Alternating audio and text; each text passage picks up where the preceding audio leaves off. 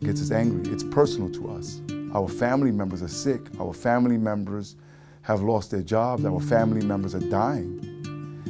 And we're Americans. And we're looking to the federal government who has the resources. That's where we are a year later.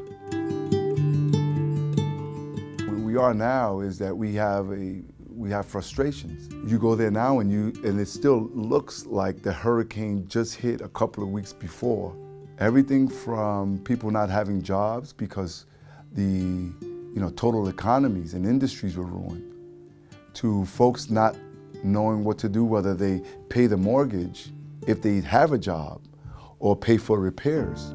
You have everything from the electric grid that is so antiquated. You have phone lines that are really sensitive. And of course, we haven't done enough to build resiliency around the shorelines. And we're right in the middle of hurricane season again.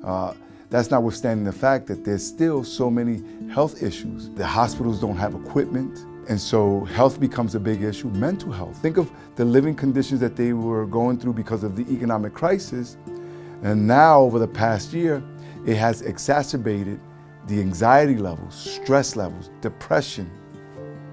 All of this has a cumulative effect on the people's living condition, on their lifestyle. And unfortunately, we see a federal government that while they respond quickly to other states, and they respond quickly to even other foreign nations, haven't done nearly the same for an island of Americans.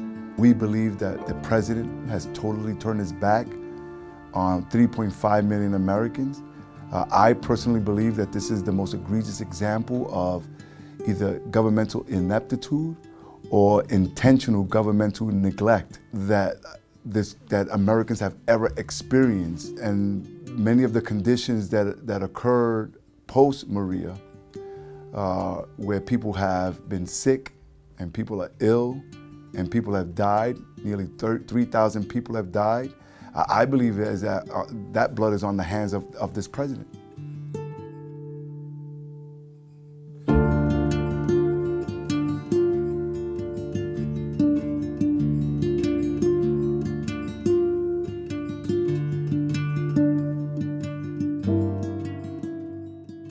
Why is it that they treating Puerto Ricans as second-class citizens? And then for the president to say that it was an unsung success? Who in their right mind, what sane individual would ever think that losing 3,000 lives in any way, shape, or form was a success? He's a liar, he's disrespectful, he is the worst example of what it means to be a good human being.